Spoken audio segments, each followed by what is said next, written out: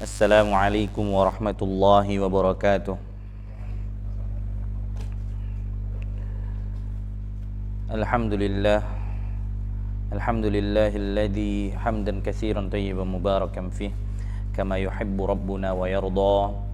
Asyhadu an la ilaha illallah wa asyhadu anna Muhammadan abduhu wa rasuluh la nabiyya ba'da, amma ba'd.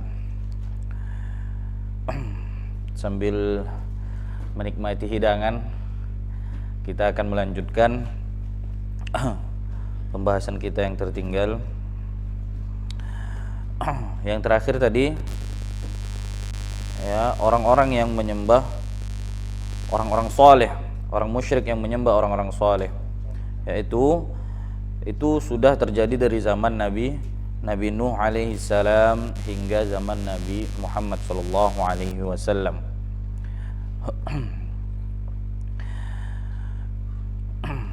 Setelah itu Syekh Muhammad bin Abdul Wahhab menyebutkan tentang orang-orang yang menyembah batu dan pohon. Ya, berarti ini yang kelima. Allah Subhanahu wa taala berfirman, "Afara'aitumul Lata wal Uzza wa Manata tsalitsatal ukhra?" Maka apakah patut kalian, hai orang-orang musyrik, menganggap Al-Lata dan Al-Uzza dan Manah yang ketiga, yang paling terkemudian, sebagai anak perempuan Allah Subhanahu wa taala? Ini adalah tiga nama berhala, yaitu Lata, Al-Uzza dan Manah. Lata itu terletak di Taif, Uzza terletak di antara Makkah dan Taif, dan Manat terletak antara Makkah dan Madinah. Dan ketiganya merupakan orang-orang saleh yang mereka menyembahnya, menjadikan patung serta menyembah mereka.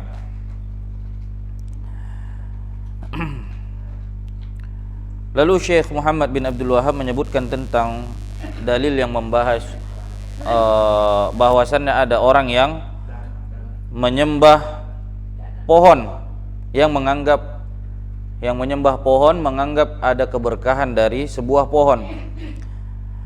Diceritakan di dalam hadis Abu Waqid Al-Laythi,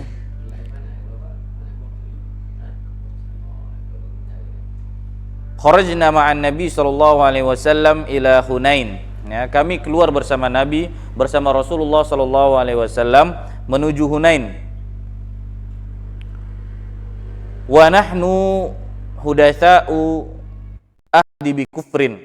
Dan ketika itu kami baru saja terbebas dari kekafiran, ya. Jadi Abu Waqid Al-Laythi dia mengatakan ketika itu mereka baru saja terbebas dari kekafiran, berarti mereka baru saja masuk Islam. Wal musyrikina sidratun walil musyrikina sidratun. Sementara itu orang-orang musyrik mempunyai sebuah pohon bidara yang dipakai berdiam diri di sisinya. Ya'kufuna 'indaha wa yunawwituna biha aslihatahum, ya. Mereka menggantungkan senjata-senjata mereka di dahannya, ya. Yuqalu laha dzatu anwad, dan itu mereka menyebutnya sebagai dzatu anwad. Famaruna bisidratin faqulna, kami kemudian melalui pohon bidara itu, lalu kami mengatakan kepada Rasulullah, ya Rasulullah, wahai Rasulullah, ij'al lana dzata anwatin, jadikanlah kepada kami dzata anwat, ya, kama lahum dzatu anwatin, seperti seperti yang dimiliki oleh kaum musyrikin, ya, seperti dzatu anwat yang dimiliki oleh kaum musyrikin. Maksudnya apa? Ini mengarah kepada mencari keberkahan dari pohon. sebagaimana yang dilakukan oleh kaum musyrikin. Dalil ini, hadis ini menunjukkan bahwasannya ini menunjukkan adanya orang yang menyembah pohon, menjadikan pohon sumber keberkahan. Yang keenam, wa minhum ya'buduna al-jin, dan di antara mereka ada yang menyembah jin. Allah Subhanahu wa taala berfirman, wa annahu kana rijalun minal ins ya'uduna birijalin minal jin fadaduhum rahaqa, dan bahwasannya ada beberapa orang laki-laki di antara manusia meminta perlindungan kepada beberapa laki-laki di antara golongan jin, maka jin-jin itu menambahkan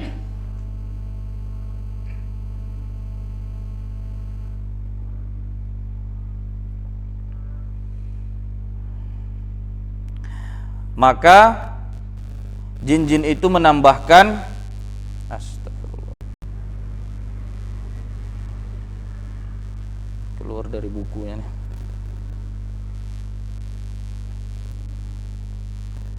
Maka jin-jin itu menambahkan bagi mereka dosa-dosa dan kesalahan. Sebagian para ulama menafsirkan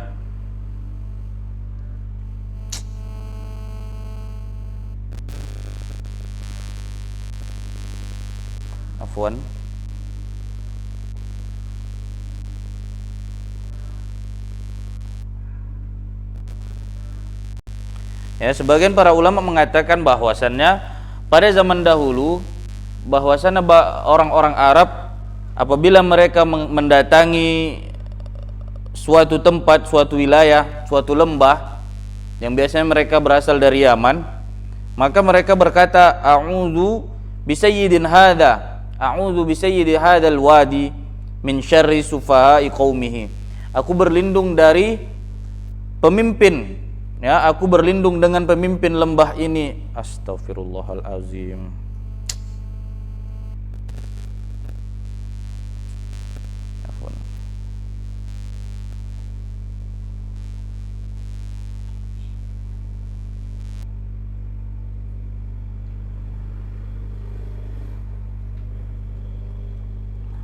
Ya. Aku berlindung dengan pemimpin lembah ini dan dari keburukan anak buahnya. Ini menunjukkan mereka meminta pertolongan kepada bangsa jin yang mereka yakini menduduki lembah tersebut. Dan ini juga kita temukan, juga kita dapati di zaman sekarang ini, ya, apabila dikisahkan begini-begini, apabila kamu melewati hutan ini, klakson 3 kali. Ini menunjukkan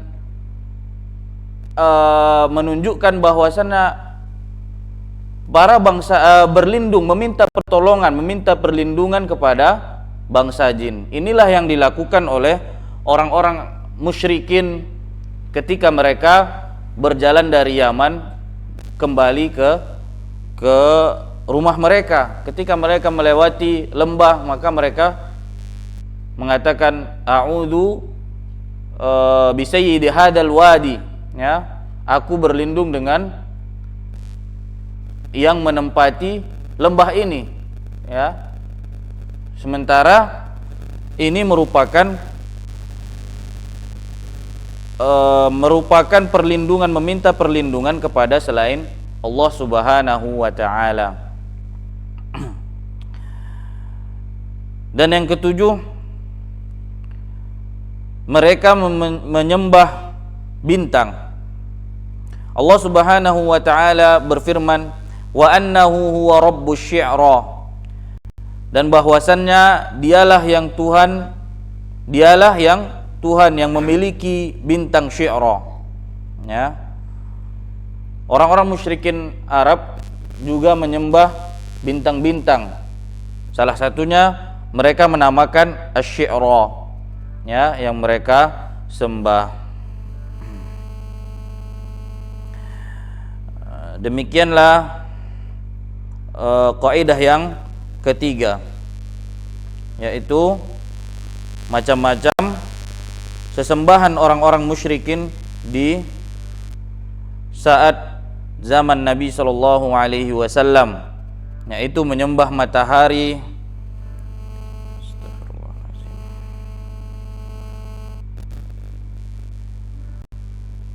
menyembah matahari, menyembah bulan, menyembah para malaikat, juga para nabi, serta menyembah orang-orang saleh, dan menyembah pepohonan, bebatuan, berhala, dan juga menyembah jin serta bintang.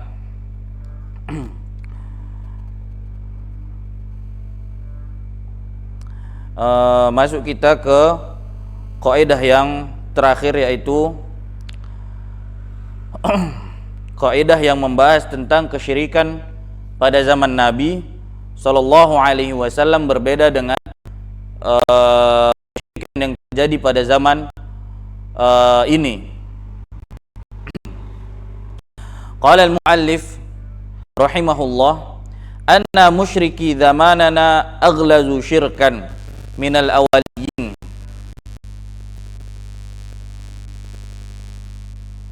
Lianna awaliyin yusyrikuna fir rakha, yusyrikuna fir rakha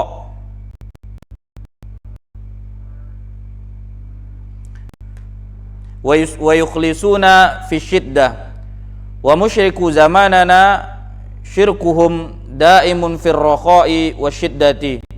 Wad dalilu qauluhu ta'ala, fa idza raqibu fil fulki da'allaha mukhlishina lahuddin falamma najjahum ilal bar idza hum yusyrikun. Sesungguhnya kaum musyrikin di zaman kita lebih parah dibandingkan kaum musyrikin di zaman dulu. Mu'allif berkata, penulis berkata, Syekh Muhammad bin Abdul Wahab mengatakan, sesungguhnya kaum musyrikin di zaman kita, di zaman kita lebih parah daripada musyrikin di zaman dahulu, yaitu di zaman Nabi. Kaum musyrikin di zaman Nabi, mereka melakukan kesyirikan pada saat lapang, pada saat senang. Namun ketika datang masa-masa genting, maka mereka ikhlas berdoa kepada Allah Subhanahu wa taala, ikhlas mentauhidkan Allah Subhanahu wa taala. Sedangkan orang-orang musyrik di zaman kita, beliau mengatakan ketika mereka melakukan kesyirikan di saat lapang dan saat sempit, saat genting. Allah Subhanahu wa taala berfirman, fa idza raqibu fil fulki da'allaha mukhlishina lahuddin falamma najjahum ilal bar idahum yusyrikun. Maka apabila mereka menaiki kapal, mereka berdoa kepada Allah dengan memurnikan ketaatan kepadanya, dengan memurnikan ketaatan kepadanya. Maka tatkala Allah Subhanahu wa taala menyelamatkan mereka sampai ke darat, mereka kembali mempersekutukannya. Allah Subhanahu wa taala menyebutkan bahwasannya orang-orang musyrik yang menyekutukan Allah di zaman Nabi, mereka ketika berada di saat genting, di saat sempit, mereka kembali kepada Allah Subhanahu wa taala.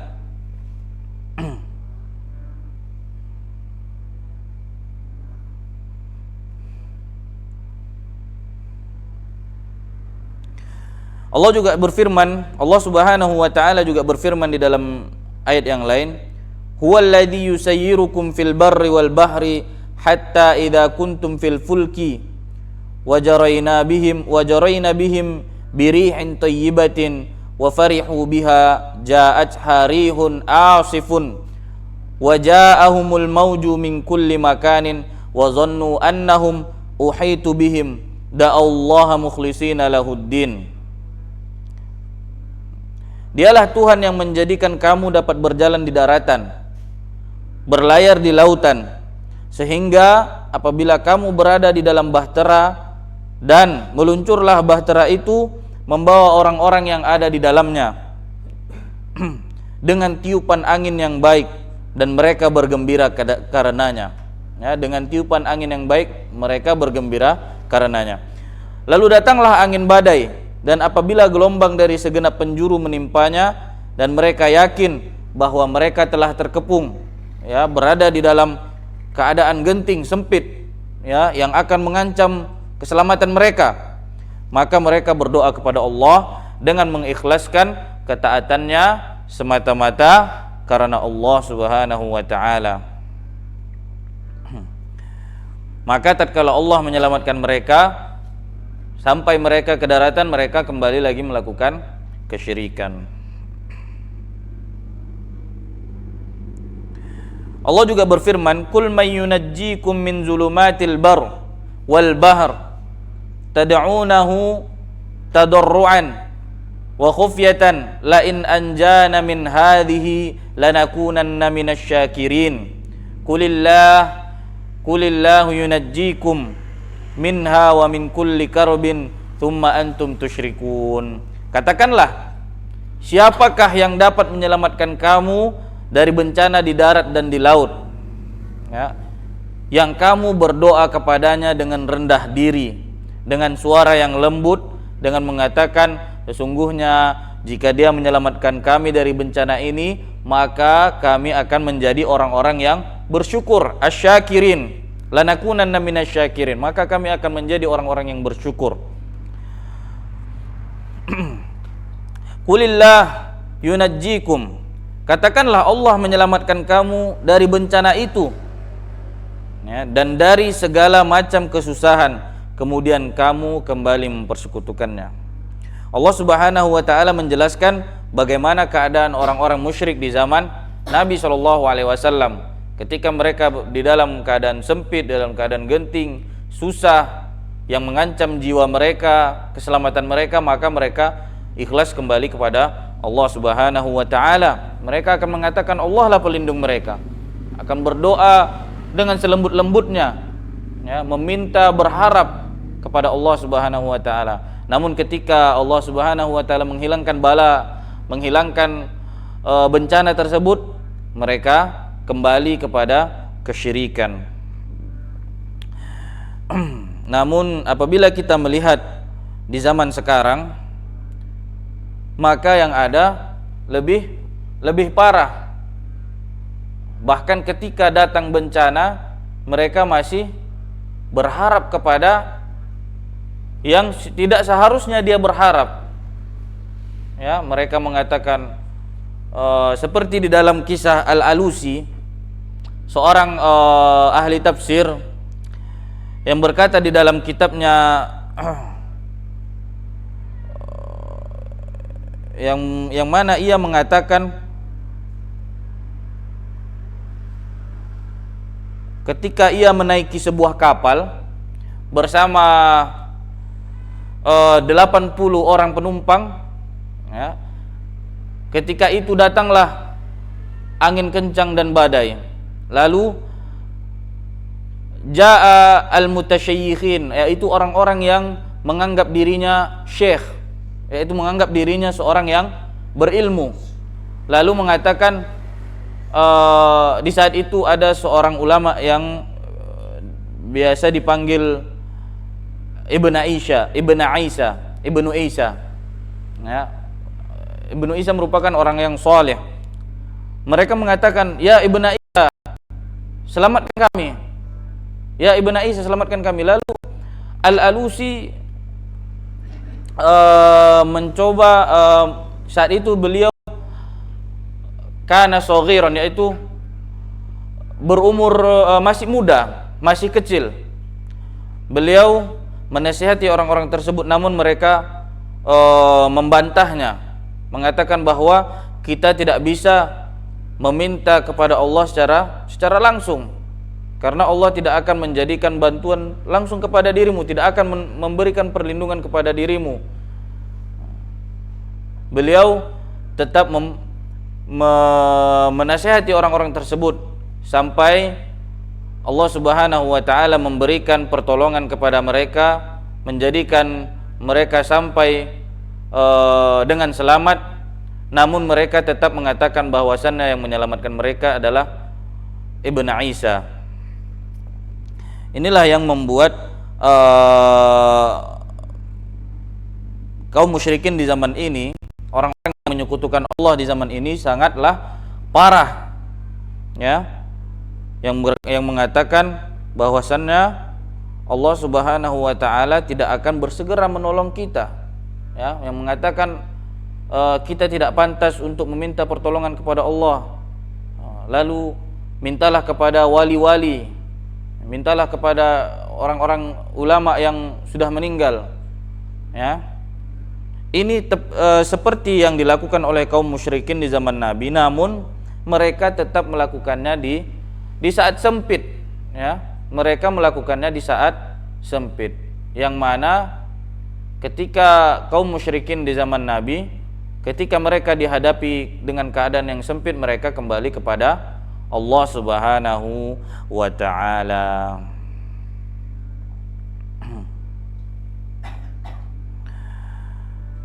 Demikianlah qawaidul arba, kaidah 4 yang membahas tentang dasar memahami tauhid, ya, serta memahami kesyirikan-kesyirikan yang terjadi dari zaman Nabi hingga zaman sekarang ini. Demikianlah kaidah-kaidah yang 4. Semoga Allah Subhanahu wa taala menjadikan kita tetap di dalam keistiqomahan menjalankan perintah Allah dan menjauhi larangannya. Demikianlah kita cukupkan kajian kita pada malam ini. Ana rasa tidak perlu ada tanya jawab. Hadza wa sallallahu ala nabiyyina Muhammad. Wassalamualaikum warahmatullahi wabarakatuh.